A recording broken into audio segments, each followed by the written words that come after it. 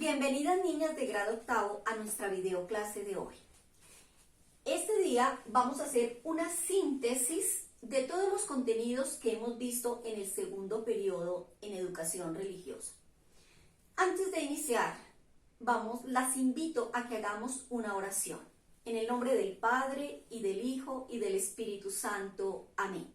Padre Celestial, ponemos en tus manos este ratito de clase y a través del corazón inmaculado de la Virgen María pedimos la gracia de tu Santo Espíritu para que nuestras actividades estén de acuerdo a tu voluntad, sean para tu gloria y el bien de nuestras almas. Amén. Por esto decimos: Padre nuestro que estás en el cielo, santificado sea tu nombre. Venga a nosotros tu reino, hágase tu voluntad en la tierra como en el cielo.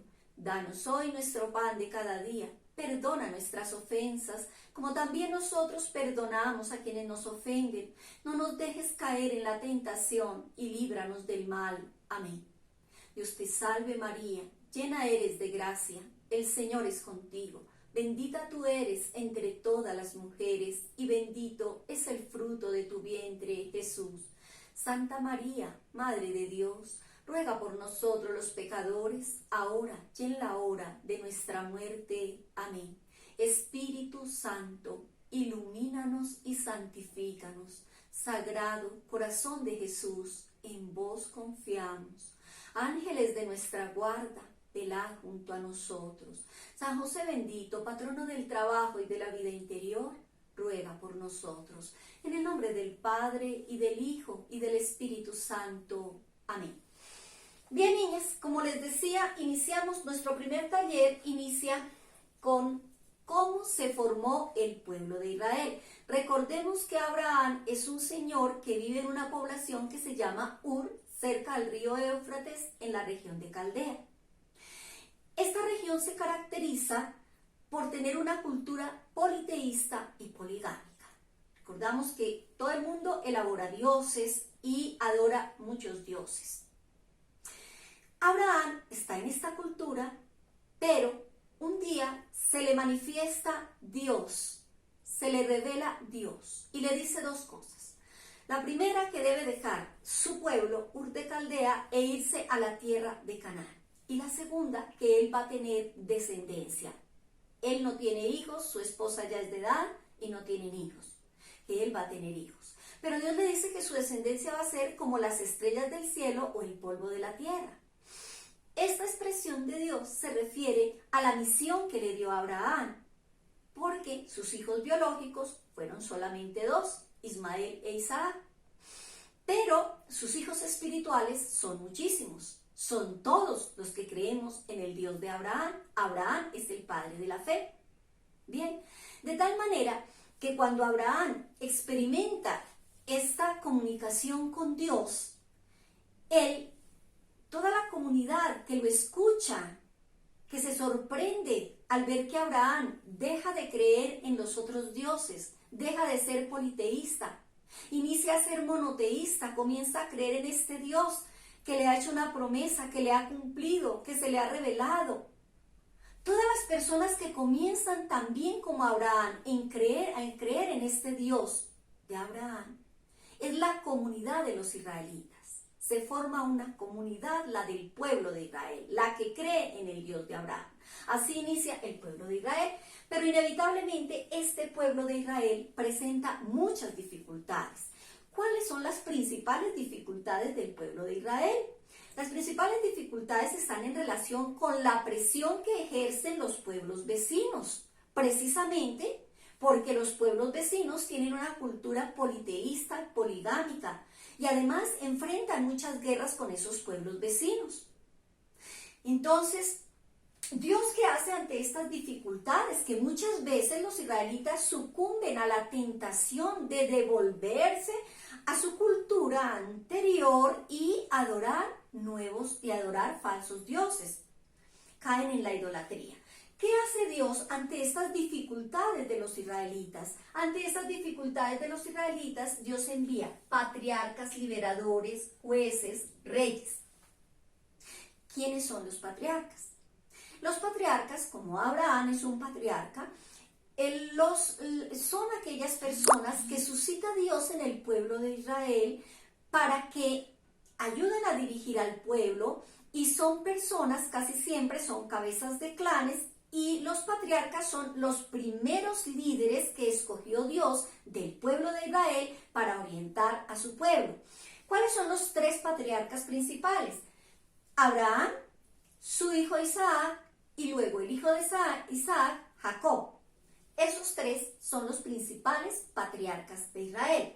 Luego vienen los liberadores, que como su nombre lo dice, son aquellos que vienen a liberar de alguna opresión, de alguna situación que estén viviendo los israelitas. El principal representante de los liberadores es Moisés, que ayuda a salir a los israelitas de la esclavitud de Egipto. Vienen los jueces. ¿Quiénes serán los jueces? Son personas que en el pueblo de Israel Dios suscita como líderes para que gobiernen y además también juzguen al pueblo de Israel en el incumplimiento de las leyes. Los jueces son personas que además de gobernar, también legislan.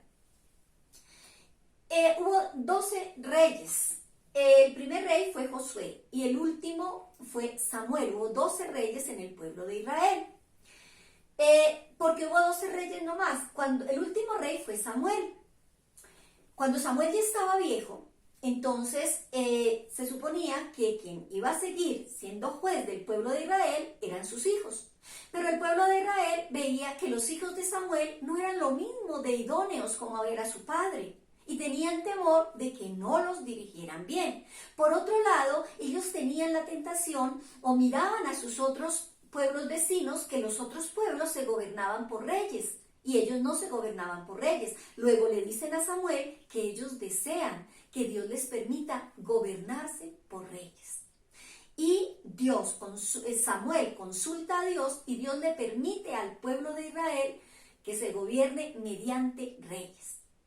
¿Cómo hacen para escoger los reyes en el pueblo de Israel? No lo hacen por elección popular como lo hacemos actualmente en nuestros gobiernos. No, era Dios quien escogía los reyes. El primer rey que Dios escogió para el pueblo de Israel fue Saúl. Pero a través de Samuel lo ungió como rey. ¿Qué era ungirlo como rey?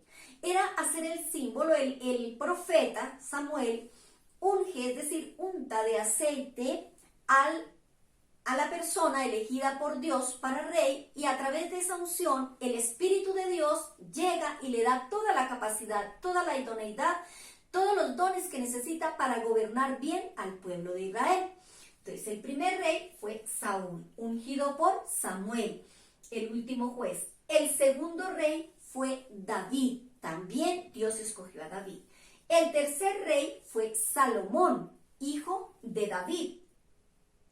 Luego viene también el hijo de Salomón a reinar y viene una serie de reyes en el pueblo de Israel. Los tres primeros reyes de Israel fueron Saúl, David y Salomón. Bien, ¿qué diferencia al pueblo de Israel con los demás pueblos? La principal diferencia del pueblo de Israel con los otros pueblos es la alianza que han hecho con su Dios. Esa alianza que les dice: ustedes serán mi pueblo y yo seré su Dios. Pero debe haber el cumplimiento de los mandamientos para que esa alianza se cumpla. Los mandamientos que fueron dados a Moisés en el monte Sinaí. Esa es la principal característica. Los otros pueblos no han hecho alianza con sus dioses. Bien, los israelitas tienen ciertos tesoros respecto a su alianza. El primer tesoro que ellos tienen es el Arca de la Alianza. ¿Qué es el Arca de la Alianza? El Arca de la Alianza es un cofre de madera que ellos han elaborado muy cuidadosamente y lo han adornado con 2 querubines de oro. ¿Qué contiene el Arca de la Alianza? Las tablas de la ley. Ellos valoran mucho como un tesoro porque es como la evidencia de ese pacto que Dios ha hecho con ellos y que ellos deben cumplir para sentirse protegidos por su Dios, sentirse que ellos son el pueblo de Dios y Dios tiene un pueblo que le pertenece. Bien, esa es una de las cosas. Otra cosa que es un gran tesoro y un gran valor para los israelitas es la ciudad de Jerusalén, porque se considera como la ciudad santa, la ciudad de David. Y en esta ciudad está el templo de Jerusalén, otro tesoro invaluable para los israelitas. En el templo de Israel se guarda el arca de la alianza. Por eso ellos sufren tanto cuando las invasiones de otros pueblos destruyeron el templo de Israel. Bueno, el Shema. ¿Qué es el Shema? ¿Qué significa la palabra Shema? La palabra Shema significa escucha Israel. Es como el compromiso del pueblo de Israel. Escucha Israel. En ese escuchar está que esos mandamientos que ha dado Dios penetren en su mente, en su corazón, en su sentir, en su actuar, en su hablar. Y que queden tan introyectados en sí mismos que esos mismos mandamientos se les enseñen a sus hijos, a sus nietos y a toda su descendencia. Entonces la palabra Shema quiere decir escucha a Israel, introyecta los mandamientos de la ley de Dios, enséñalos a tus hijos y a toda tu descendencia. Bien, la división del pueblo de Israel. ¿En qué consiste la división del pueblo de Israel? Habíamos hablado que íbamos entre reyes, Salomón. Cuando Salomón ya está de edad, ya está vislumbrando pues el momento de su muerte, entonces se prevé que va a sucederlo en el reinado del pueblo de Israel, va a seguir siendo rey su hijo Roboam. Efectivamente, muere Salomón, entonces su hijo Roboam pasa a ser el rey de Israel. Obviamente, Roboam, comparado con su padre Salomón, no tenía la sabiduría con que fue ungido Salomón. Salomón fue un rey especial, el rey sabio, sobresalió por esa manera de gobernar tan dirigida por la sabiduría que Dios le había concedido. Cuando Roboam llega a ser rey de Israel, hay un señor que se llama Jeroboam, que ha trabajado toda la vida con Salomón y conoce muy bien el manejo del gobierno de Israel. Y le propone a Roboam, le dice, ¿por qué no bajan los impuestos del pueblo de Israel? Y Roboam le dice, mira, voy a consultarlo. Sí, efectivamente, lo consulta con los ancianos y los ancianos le dicen, baja los impuestos al pueblo de Israel. Pero también le consulta a los jóvenes y los jóvenes le dicen, no, que va a bajar los impuestos, eso más bien súbalos, porque entre más ganancia le entre mejor. ¿Y de quién se dejó convencer Roboam? De los jóvenes. Entonces Roboam, en vez de bajar los impuestos, como decían los ancianos, subió los impuestos. Este hecho causó la división entre el pueblo. Los que querían que bajaran los impuestos, los que querían subir los impuestos. Se dividió Israel en dos reinos. El reino de Judá, que quedó con Roboam, el hijo de Salomón, cuya capital era Jerusalén, quedó el reino de Judá, capital Jerusalén, donde estaba el templo, donde estaban los ancianos, y en el norte quedó Jeroboam con la capital Asiria. Podríamos pensar que el reino del hijo de Salomón, de Roboam, hubiese sido fiel a la alianza y que el otro no, quizá porque no tenían el templo de Jerusalén y a los ancianos, a los sacerdotes. Pero no, ambos pueblos incumplieron la alianza. En ambos pueblos había idolatría, había adulterio, había homicidio, estaban la ley de Dios completamente incumplida, rota la alianza, tanto en el reino del norte como en el reino del sur. ¿Qué hace Dios ante esta división de su pueblo, ante este pecado que manifiesta su pueblo, este incumplimiento de la alianza? La respuesta de Dios ante la división es enviar profetas. Se incrementan los profetas en el pueblo de Israel. ¿Quiénes son los profetas? Son personas que Dios utiliza, que Dios suscita como líderes y ellos reciben mensajes de Dios para darle al pueblo. Y básicamente la misión del profeta se concreta en tres. Denuncian el pecado, o sea, hacen caer en cuenta a la gente de que están en pecado, de que están incumpliendo la alianza. Dan profecías, es decir, los previenen de lo que puede pasar, de lo que puede venir, de lo que vienen, del castigo que pueden tener por incumplir la alianza, las consecuencias de sus pecados. Entonces, denuncian, anuncian y llaman a la conversión. Entonces, un profeta siempre está dispuesto a apoyar al pueblo a que dé el paso del pecado al no pecado, a la conversión.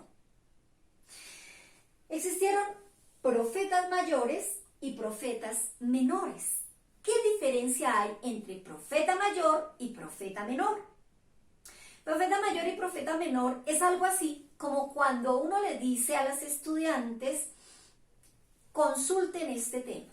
Y entonces llegan las niñas, unas niñas muy juiciosas llegan con una extensión de texto que permite ver una consulta bastante juiciosa, pero otras llegan con un poquitico de texto que lo hicieron así como muy a la ligera, ¿sí?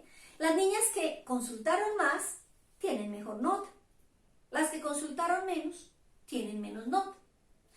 Los profetas mayores son aquellos que encontramos que han escrito más, ¿cierto? Han dejado registrados todos los episodios de esta vivencia del pueblo de Israel más. Por ejemplo, el profeta Isaías es el que ha escrito el libro más extenso de la Biblia. ¿Cuáles son los profetas mayores? Los profetas mayores son Isaías, Jeremías, Ezequiel y Daniel. ¿Sí? Se conocen que son mayores por todos sus escritos extensos que tienen. Hay unos profetas menores. Ellos también cumplieron la misión que Dios les dio, pero escribieron mucho más poquito. Oseas, Joel, Amós, Abdías, Jonás, Miqueas, Nahum, Habacuc, Sofonías, Ageo, Zacarías y Malaquías. 12 profetas menores. Entre los profetas mayores se destaca mucho Isaías. Como les dije anteriormente, Isaías es en los libros de la Biblia el libro más extenso, es el libro de Isaías. Isaías, igual que los otros profetas, hacía profecías. Un profeta hace profecías. ¿Qué son las profecías? Pues son decir, ¿sí? No es conjeturar, sino decir lo que va a venir. ¿Con qué seguridad lo dicen? Con que el Espíritu de Dios se lo ha advertido. Entonces, por ejemplo, de las principales profecías de Isaías, él profetizaba que en la ciudad de Belén, de una virgen, iba a nacer el Mesías, el Salvador, ¿sí? Y tal y como lo profetizó Isaías, así se dio, ¿cierto? Y muchas otras profecías sobre la pasión de Cristo. El libro de Isaías es muy bonito leerlo porque es mirar todo lo que él dijo y se cumplió en el Nuevo Testamento.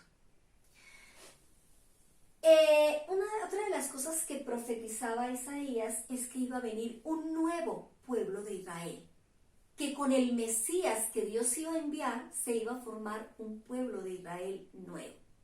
Y efectivamente, el nuevo pueblo de Israel que se forma somos todos aquellos que iniciamos ya creyendo en el Mesías, en Jesús que nace, en Dios que se hace hombre y viene no a quitar la ley del primer pueblo de Israel, el que se formó con Abraham, no, él no viene a abolir la alianza, los 10 mandamientos, no, él viene como todo un Dios, viene a enseñarnos la ley, todo mediante el amor, viene con la fuerza de Dios que nos enseña el camino para ir a la tierra prometida. Ya nuestra tierra prometida no es Canaán, como el antiguo pueblo de Israel, sino que ya nuestra tierra prometida es el cielo.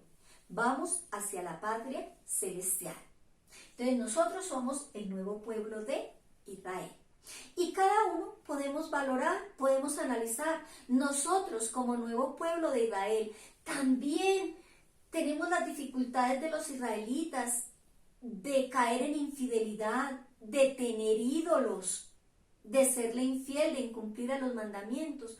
Cada uno desde nuestro corazón podemos darnos cuenta si nosotros estamos también teniendo ídolos. Bueno, los israelitas tenían sus ídolos, por ejemplo, cuando elaboraron el becerro de oro, pero nosotros ya no elaboramos un becerro de oro, le hacemos un altar y nos postramos, no, pero sí, a veces nuestro ídolo es el dinero, por sobre todo está el dinero, o la fama, o el placer, el tener, el saber.